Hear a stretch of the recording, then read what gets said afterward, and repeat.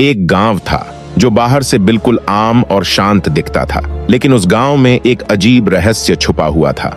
हर शाम जैसे ही सूरज ढलने लगता, हर घर के लोग अपने अपने घर के बाहर सोना चांदी या अपनी सबसे कीमती चीज रख देते। कहा जाता था कि हर रात ठीक 12 बजे गांव के बीचों बीच एक अजीब सा दरवाजा प्रकट होता और उसमें से एक रहस्यमयी औरत बाहर निकलती। वह औरत हर घर जाकर कर्जा वसूलती और अगर कोई देने से मना कर देता या देर करता तो वह उसे पकड़कर अपने साथ ले जाती और फिर वह गायब हो जाती। ये सिलसिला लगभग 200 सालों से गांव में चल रहा था। कोई नहीं जानता था कि यह दरवाजा कहां से आता है और क्यों आता है। कुछ लोगों का कहना था कि यह दरवाजा सीधे पाताल लोक से जुड़ा है। इसी बीच गांव में 2 भाई आए, राइस्टार और ज्ञान भाई। वे गांव की परंपराओं से बिल्कुल अनजान थे और पास ही एक घर में रहने लगे। दिन भर खेतों में मजदूरी करते और अपने घर आकर सो जाते। एक दिन रात को ठीक 12 बजे जब ज्ञान गहरी नींद में था, तभी बाहर के शोर से उसकी नींद टूट गई। उसने खिड़की से झांक कर देखा तो गांव के बीचों बीच वह अजीब सा दरवाजा खड़ा था। उसमें से एक औरत बाहर आई और उसने एक आदमी को जबरदस्ती दरवाजे में धकेल कर अपने साथ ले लिया और फिर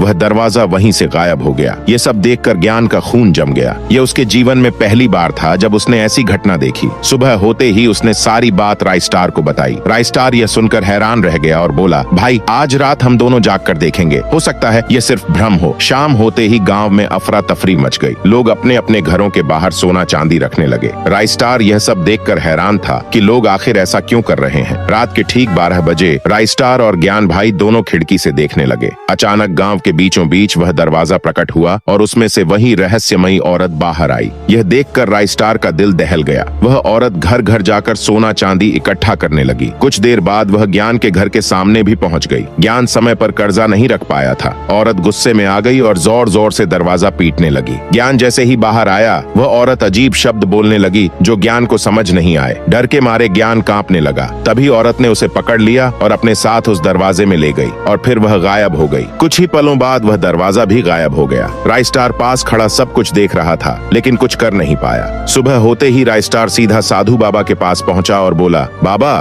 कृपया मेरे भाई को बचा लीजिए, उसे एक अजीब औरत पकड़कर अपने साथ ले गई है। बाबा शांति से बोले, इसे रोकने का एक ही उपाय है। भाद्र मास की अमावस्या की रात को जब वह दरवाजा कमजोर होगा और वह औरत कर्जा वसूलने में व्यस्त होगी, तब तुम्हें सीधे उस दरवाजे के बीचों बीच जाकर खड़ा होना होगा, तभी तुम सब जान पाओगे। राइस्टार ने बाबा की बात मानी और गांव लौट आया। कुछ दिनों बाद भाद्र मास की अमावस्या की रात आई। आधी रात को गांव के बीचों बीच वही दरवाजा प्रकट हुआ। औरत बाहर निकली और घर घर जाकर कर्जा वसूलने लगी। राइस्टार चुपचाप दरवाजे के पास जाकर खड़ा हो गया। जैसे ही औरत व्यस्त हुई, राइस्टार सीधे उस दरवाजे के अंदर चला गया और धीरे धीरे वहीं से गायब हो गया। कुछ देर बाद वह दरवाजा भी वहीं से गायब हो गया।